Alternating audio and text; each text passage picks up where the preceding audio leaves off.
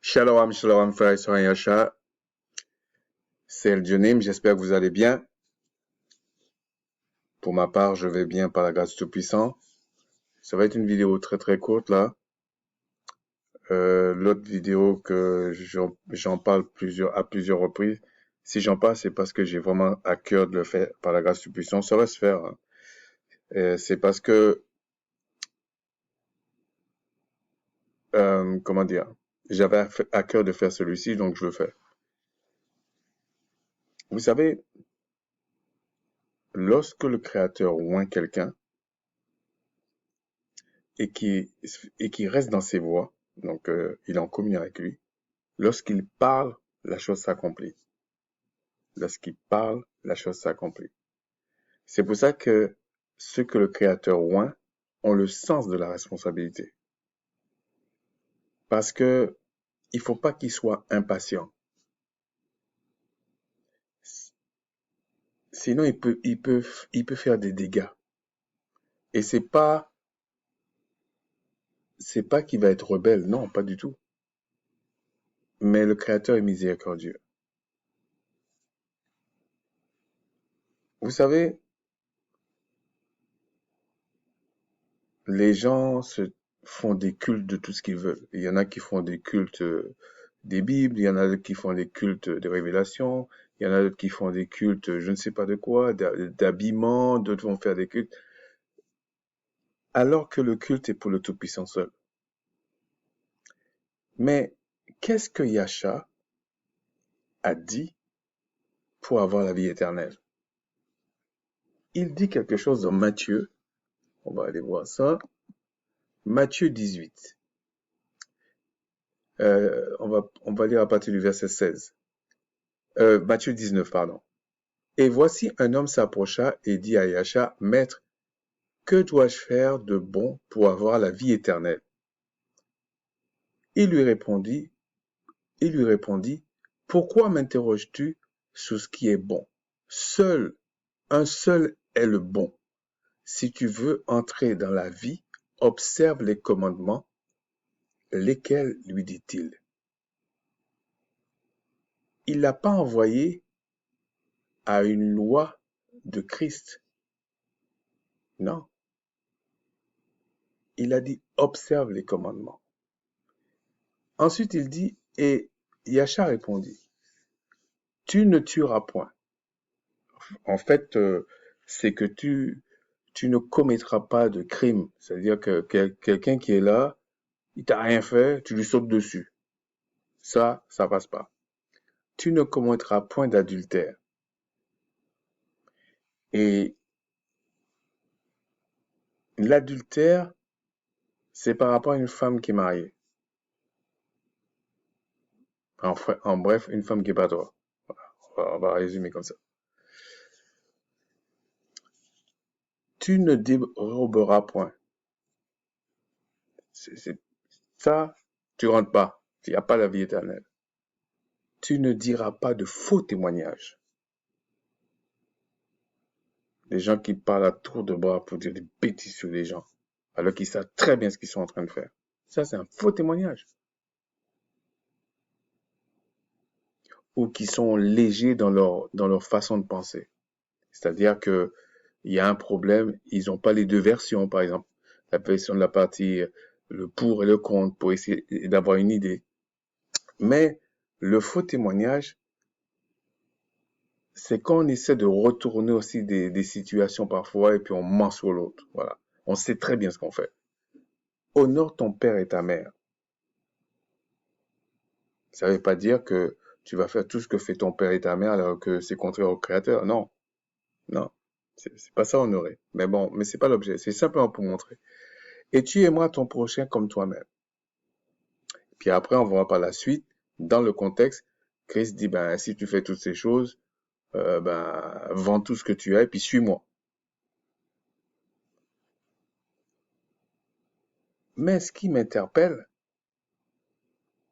c'est que tu ne diras point de faux témoignages. Et le faux témoignage, il est si on parle comme ça, c'est horizontal, c'est-à-dire c'est de un homme par rapport à un homme.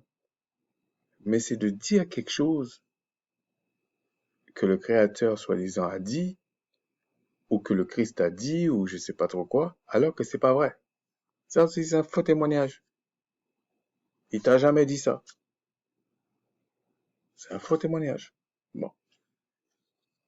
Et c'est un peu l'histoire quand Yahcha dit, le Christ dit, il y en a qui vont dire Seigneur, Seigneur et qui rentreront pas dans le royaume des cieux. Donc c'est pas à négliger. Il faut savoir tenir ça, comme dit Jacques, sa langue en bride. Et ça, tu peux pas le faire sans le Tout-Puissant.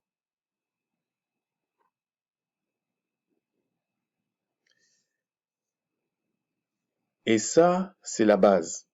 OK? Et vous savez, dans les Bibles, parce qu'on peut pas tout mettre sous les Bibles. On peut dire sous la planète, on n'arrête pas de dire Dieu. Il y en a qui disent avec grand D, il y en a qui écrivent avec petit D. Bref, on parle toujours de ça.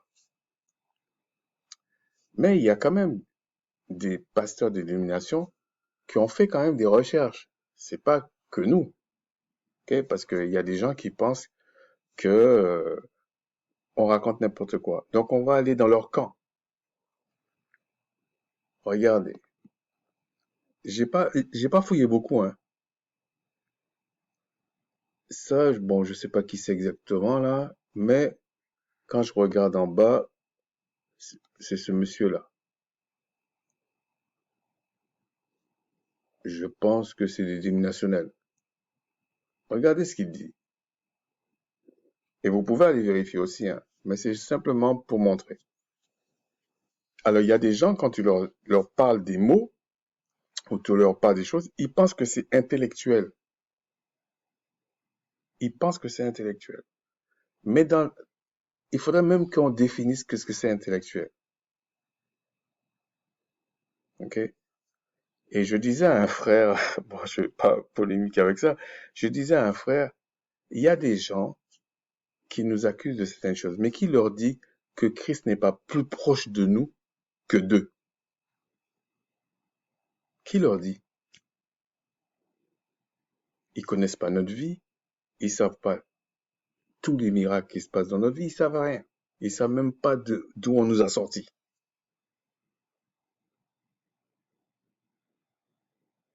Et ils pensent que quand ils vont aller sur un certain terrain, ça va être un amusement comme ils faisaient avant. Parce qu'à un moment donné, lorsque tu recherches la vérité, c'est pas un jeu. À un moment donné, il faut respecter certaines choses. Le petit truc que tu as pensé là, et puis tu as essayé de faire, nous, on t'a vu. Vous savez, il y a des personnes, lorsque tu leur dis, ben ça, il faut faire attention à ça, ils pensent que tu ne comprends pas. C'est-à-dire que tu vas prendre certaines personnes qui vont te dire euh, euh,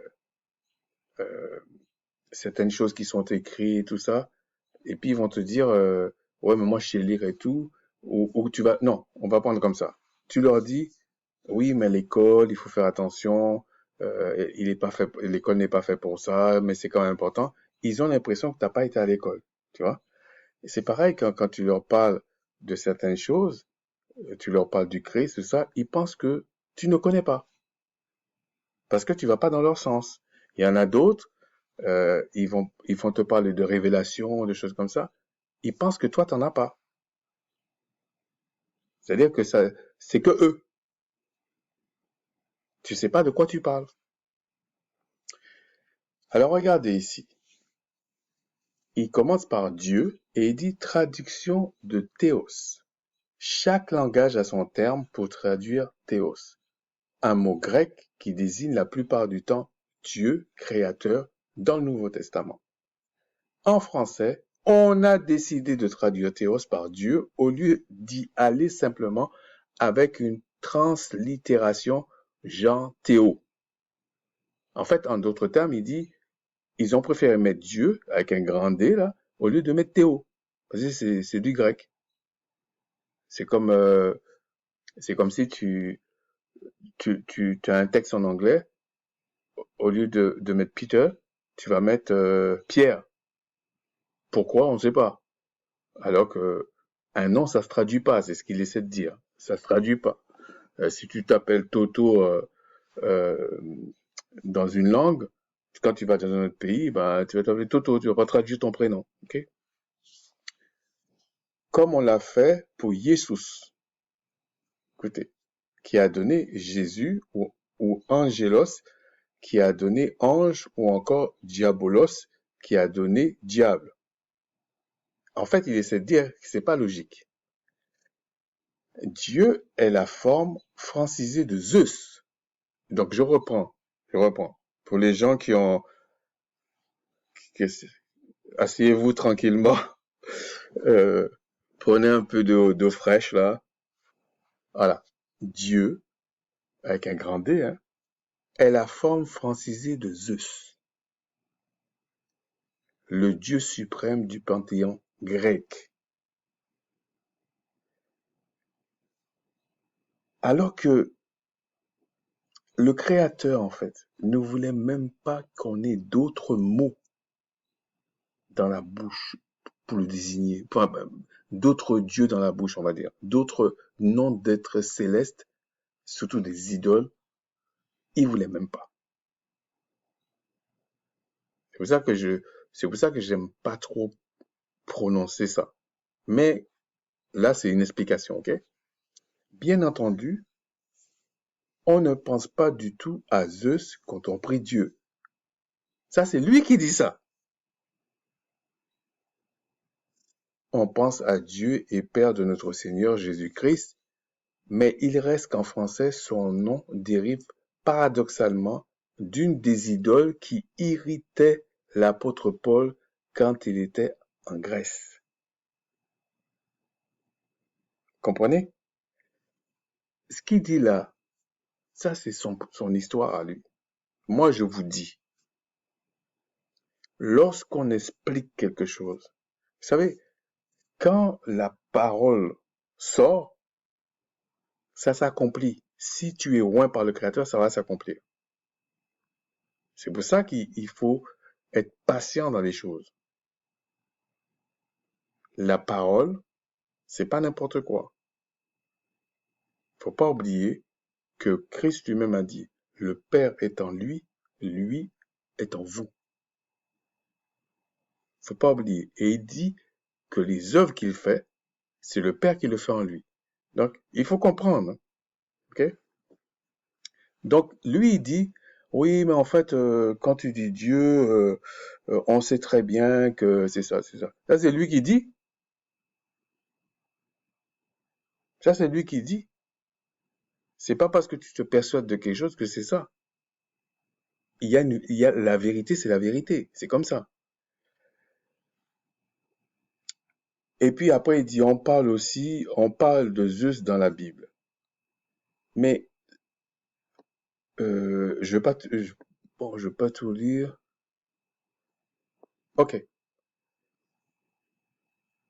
Il n'y a pas de quoi être profondément indigné, comme l'était Paul, que les traducteurs des Bibles françaises aient fait le choix mal avisé de reprendre le nom de l'idole principale des Grecs, car l'usage est bien ancré maintenant et on ne pense plus à Zeus en parlant de Dieu comme le faisaient les anciens Gaulois imprégnés de la culture latine et grecque. Ça, c'est lui qui dit ça. Ça, c'est lui qui dit ça. Que tu sois ignorant ou pas, la Bible dit, le simple avance et il est puni.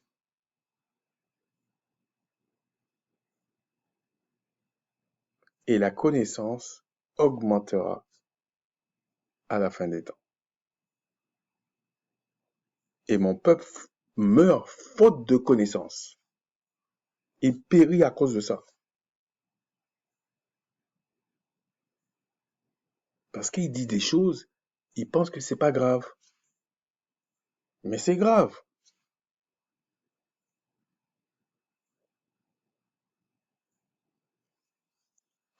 Les Anglais traduisent Théos plutôt par God, qui n'a aucun rapport avec Zeus. God qui vient de l'allemand Gott et signifie celui qui est invoqué.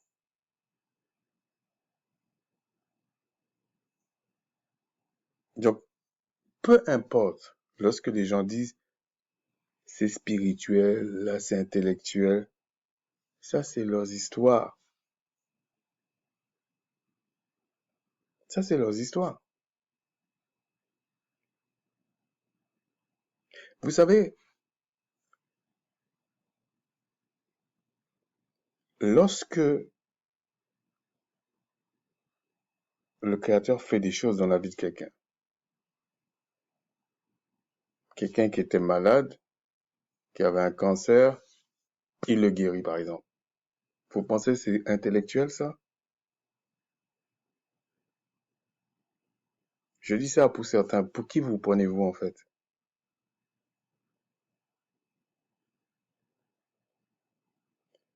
Il y a des gens qui pensent qu'il y a que eux qui rêvent. Mais la Bible dit elle-même que il faut faire attention à ça parce que les rêves viennent de nos préoccupations. Et quand tu dis ça, les gens pensent que tu n'as pas de révélation. Mais c'est parce que tu dis. Tu les mets simplement en garde de certaines choses. Fraternellement, amicalement. Mais eux, ils préfèrent faire comme s'ils comprennent pas et rendre des faux témoignages sur des gens. C'est pour ça que j'ai lu la première partie. Pour avoir la vie éternelle, là, il faut pas rendre de faux témoignages sur les personnes. Surtout si la personne est vraiment un témoin du Christ et un témoin du Père. Vous ne savez pas.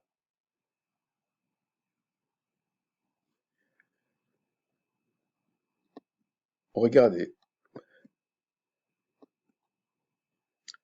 dans Chronique 18, dans Chronique 2, 18. Alors, c'est Michée le prophète qui parlait euh, au roi d'Israël. Je vois tout Israël dispersé sur les montagnes comme des brebis qui n'ont point de berger. Et l'Éternel dit, ces gens n'ont point de maître, que chacun retourne en paix dans sa maison. Le roi d'Israël dit à Josaphat, ne te l'ai-je pas dit, il ne prophétise sur moi rien de bon. Il ne prophétise que du mal. Parce que ça l'arrange pas. Ça l'arrange pas. Donc c'est mauvais. Ça existe encore aujourd'hui. Il y a des gens, tu leur dis un truc, ça les arrange pas. C'est mauvais. C'est pas spirituel. Nous, c'est que Jésus, Jésus seul.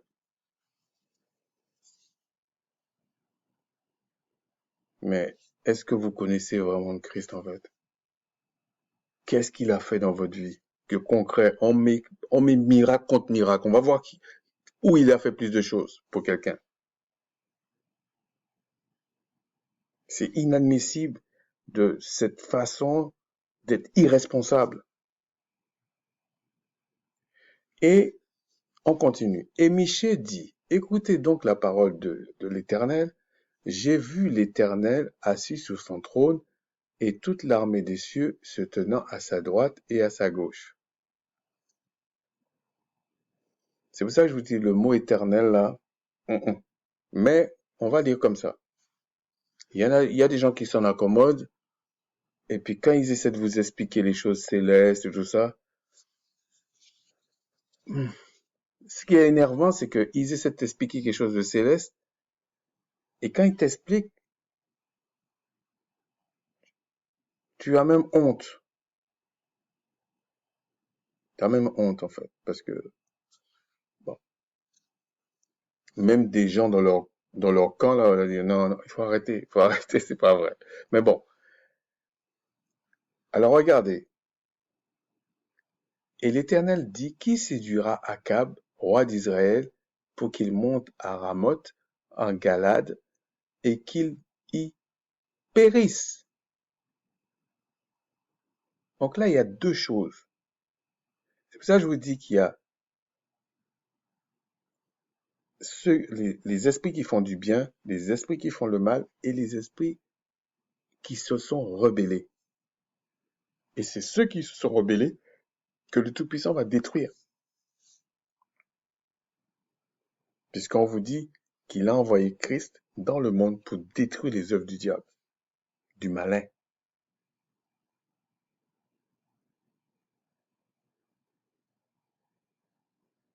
C'est comme ici, ils ont monté un complot, ils ont voulu faire quelque chose, ils ont voulu renverser le royaume, ce royaume-ci. Parce qu'il n'y a rien qui nous dit que le Père n'a qu'un seul royaume. Il n'y a rien qui nous dit ça. On parle de cet univers-là.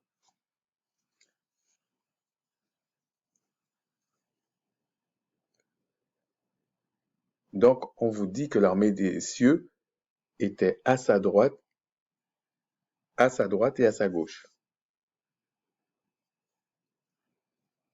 Un esprit vient se présenter devant l'Éternel et dit, moi, je le séduirai. Donc, le Créateur dit d'envoyer, il veut un esprit pour qu'il aille séduire le roi Akab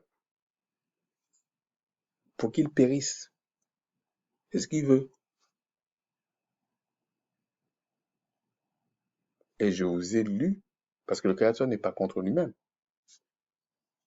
Dans sa loi, c'est marqué, tu ne tueras point. Mais c'est que Akab a fait quelque chose. Akab n'était pas là tranquillement et puis le Créateur a dit non, je vais le tuer. C'est le même principe que le salaire du péché, c'est la mort. C'est pas que tu n'as rien fait, tu pèches. Donc on va continuer.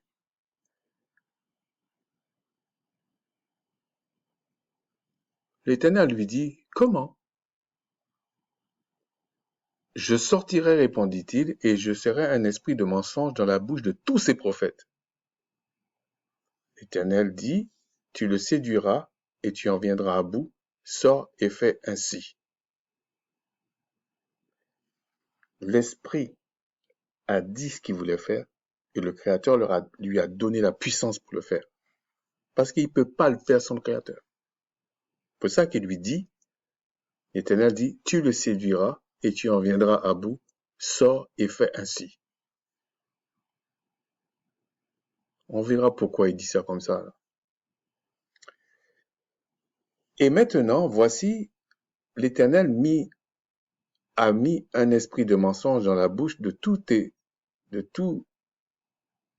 de tes prophètes qui sont là, et l'Éternel a prononcé du mal contre toi.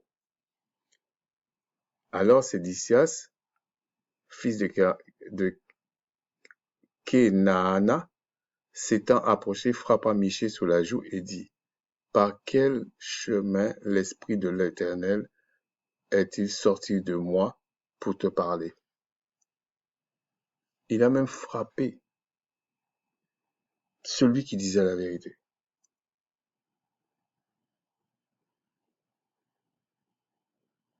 Et Michée a répondu, tu le verras au jour où tu iras de chambre en chambre pour te cacher.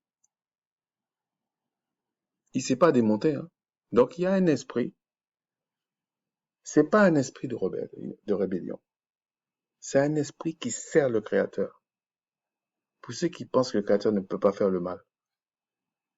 Il a envoyé, il a mis dans la bouche de tous les prophètes qui étaient associés à Akab. C'était des révélations, non? Mais c'était des mensonges.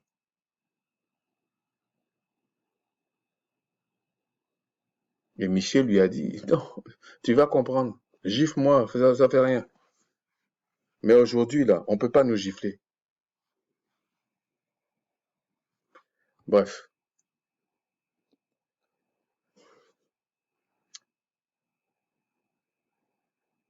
Alors,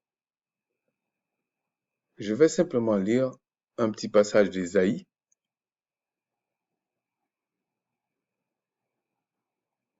Voilà ce que dit le Créateur par Ésaïe. Plaidez votre cause, dit l'Éternel. Produisez vos moyens de défense, dit le roi de Jacob. Qu'il les produise et qu'il nous déclare ce qui doit arriver. Quelles sont les prédications que jadis vous avez faites? Vous vous rendez compte, le Créateur se pose la question. Dites-le pour que nous y prenions garde et que nous en reconnaissions l'accomplissement, ou bien annoncez-nous l'avenir. Dites ce qui arrivera plus tard pour que nous sachions si vous êtes des dieux, des êtres célestes. Faites seulement quelque chose de bien ou de mal. Là, vous voyez, il a descendu d'un cœur, il a dit non, faites n'importe quoi, bien ou mal, on s'en fout. Pour que nous le voyions et que nous regardions ensemble. Voici, vous n'êtes rien, et votre œuvre est le néant. C'est une abomination de se complaire en vous.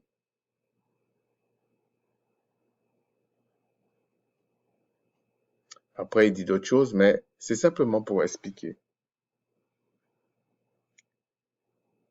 C'est que le Créateur qui prédit, en fait. Les autres esprits sont là pour accomplir un ministère. Mais sa parole ne revient pas à lui sans faire l'effet de ce qu'il a dit. Et regardez, c'était connu, ça. Mais regardez ce que dit encore Ésaïe. Écoute maintenant, ô Jacob, mon serviteur, ô Israël que j'ai choisi. Ainsi parle l'Éternel qui t'a fait et qui t'a formé dès ta naissance, celui qui est ton soutien. Ne crains rien, mon serviteur Jacob, mon Israël que j'ai choisi. Car je répandrai des eaux sur le sol altéré et des ruisseaux sur la terre desséchée. Je répandrai mon esprit sur ta race et ma bénédiction sur tes rejetons.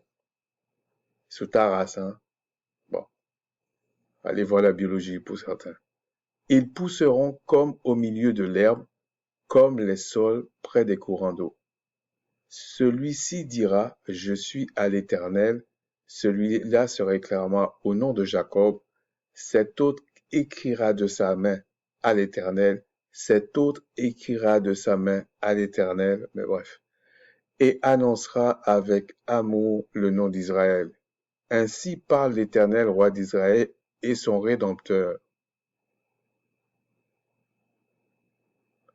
Ainsi parle l'Éternel, roi d'Israël, et son Rédempteur. Mais bref. L'Éternel des armées, je suis le premier et je suis le dernier, et hors moi il n'y a point de créateur en fait. Parce que le monsieur là, il vous a dit, hein, il est dans la chrétienté comme vous là. Il a dit, ouais mais ça fait rien, là maintenant on sait, ça sert à rien que l'apôtre Paul s'énerve, les autres s'énervent. Mais quand même Christ a dit, ce que le Père recherche, c'est des adorateurs en esprit et en vérité. Ça, il a oublié de l'intégrer dans son logiciel. Nous, on l'a intégré par la grâce du Tout-Puissant. Voilà. Donc, on le dit. Après, vous faites ce que vous voulez. Parce que si on devait être honnête, ce serait Zeus qu'on aurait dû mettre là. Le dieu grec. Une entité rebelle qui se fait passer pour le créateur. Vous vous rendez compte? C'est pas le diable, ça? C'est qui? Qui se fait passer pour le créateur?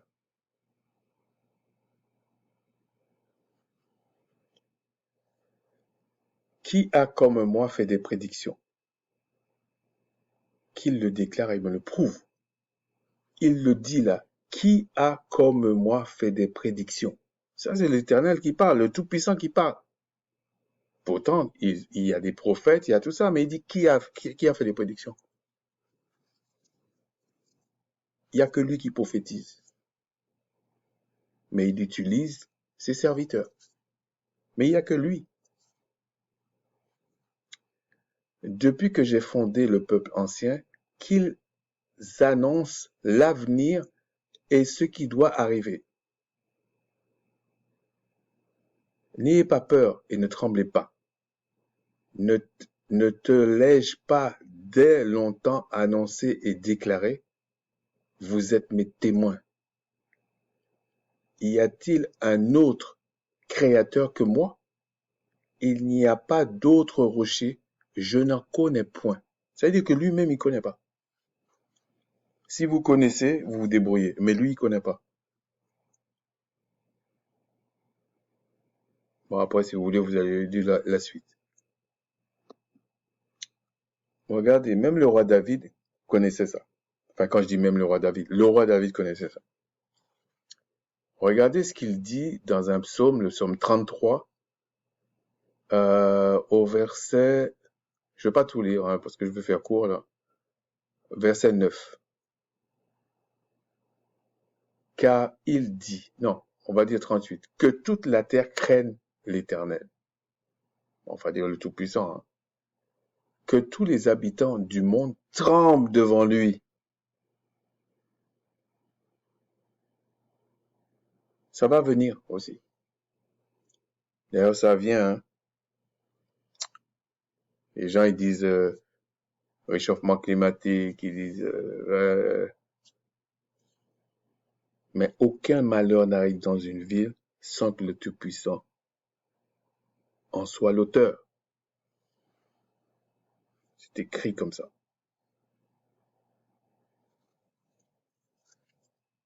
Car il dit, et la chose arrive. Il l'ordonne, et elle existe. Le Tout-Puissant renverse les desseins des nations. Il anéantit les projets des peuples. Les desseins du Tout-Puissant subsistent à toujours et les projets de son cœur de génération en génération, etc. Mais n'oubliez pas, il peut envoyer un esprit d'égarement, en fait.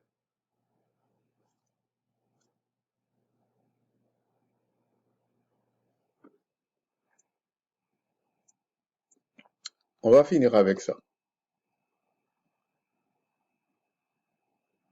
Parce qu'il y a parole et parole. Ok? Ésaïe 54. Régis-toi stérile, toi qui n'enfantes plus.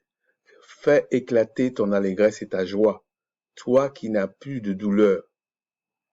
Car les fils de la délaissée seront plus nombreux que les fils de celle qui est mariée, dit le Tout-Puissant. Élargis l'espace de ta tente. Qu'on déploie les couvertures de ta demeure, ne retiens pas.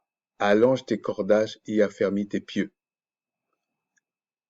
Car tu te répandras à droite et à gauche. Ta postérité envahira des nations et peuplera des villes désertes. Ne crains pas, car tu ne seras point confondu. Ne rougis pas, car tu ne seras pas déshonoré. Mais tu oublieras la honte de ta jeunesse et tu te souviendras plus de l'opprobre de ton veuvage. Car ton Créateur est ton époux. Le Tout-Puissant, enfin le Seigneur des armées est son nom. Et ton Rédempteur est le Saint d'Israël, il se nomme le Créateur de toute la terre. Car le Tout-Puissant te rappelle comme une femme délaissée au cœur attristé, comme une épouse de la jeunesse qui a été répudiée, dit ton Créateur. Quelques instants je t'avais abandonné, mais avec une grande affection je t'accueillerai. Dans un instant de colère, je t'avais un moment dérobé ma face, mais avec un amour éternel j'aurai compassion de toi, dit ton Rédempteur, le Tout-Puissant. Il en sera pour moi comme les eaux de Noé. J'avais juré que les eaux de Noé ne se répandraient plus sur la terre. Je jure de même de ne plus m'irriter contre toi et de ne plus te menacer. Quand les montagnes s'éloigneraient, quand les collines chancelleraient, mon amour ne s'éloignera point de toi, et mon alliance de paix ne chancellera point, dit le Tout-Puissant qui a compassion de toi. Malheureuse, battue de la tempête, et que nul ne console. Voici, je garnirai tes pierres d'antimoine, et je te donnerai des fondements de saphir. Je ferai tes créneaux de rubis, tes portes d'escarboucle, et ton enceinte de pierres précieuses, et toute ton enceinte de pierres précieuses. Tous tes fils seront disciples du Tout-Puissant, ou serviteurs du Tout-Puissant. Et grande sera la postérité de tes fils. Tu seras affermi par la justice, banni l'inquiétude, car tu n'as rien à craindre, et la frayeur, car elle ne s'approchera pas de toi. Si l'on forme des complots, cela ne viendra pas de moi. Quiconque se liguera contre toi tombera sous ton pouvoir. Voici, j'ai créé l'ouvrier qui souffle le charbon au feu et qui fabrique une arme pour son travail, mais j'ai créé aussi le destructeur pour la briser. Toute arme forgée contre toi sera sans effet, et toute langue qui s'élèvera en justice contre toi, tu la condamneras. Tel est l'héritage des serviteurs du Tout-Puissant, tel est le salut qui leur viendra de moi, dit le Tout-Puissant. Ces paroles ne reviendront jamais à lui sans faire l'effet de ce qu'il a dit.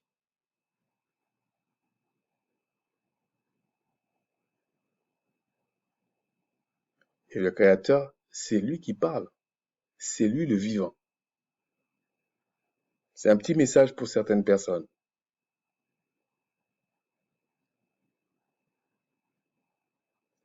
Donc, ce que je voulais dire, c'est que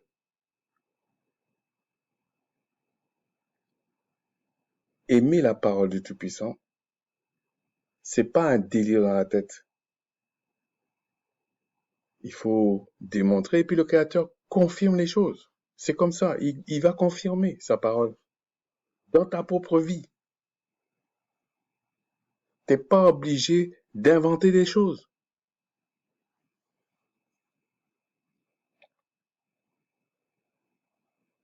Parce que le Créateur respectera toujours ses promesses.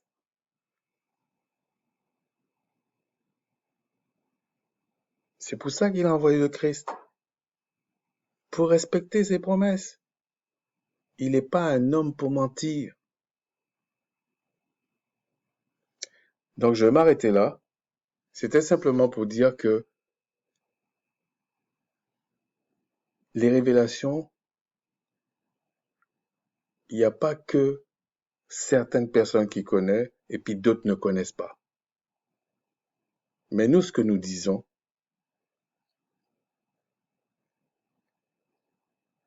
la révélation, ça peut être aussi un texte que le Créateur t'explique. Ça peut être un songe, ça peut être une vision, comme il a promis dans Joël. Ça peut même être une entité qui vient te voir.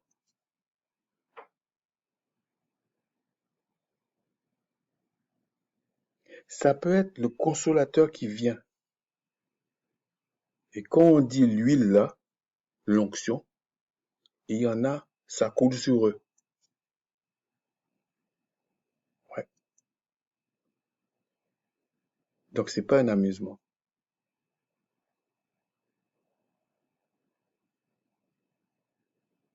C'est pour ça que j'ai à cœur de faire qui dirige le monde, l'univers maintenant.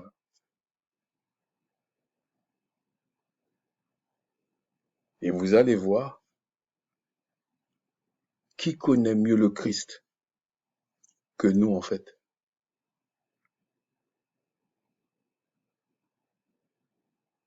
On peut ne pas être d'accord. C'est ça, on peut ne pas être d'accord. Chacun doit vivre avec sa foi. Mais mentir sur nous, ça va pas. Raconter des bêtises sur nous, ça va pas. C'est pas bien. Et on condamne ça. C'est parole contre parole. Donc, si le Créateur a envoyé la personne, tant mieux pour lui. Mais si le Créateur l'a pas envoyé, il est déjà dans des problèmes. Shalom.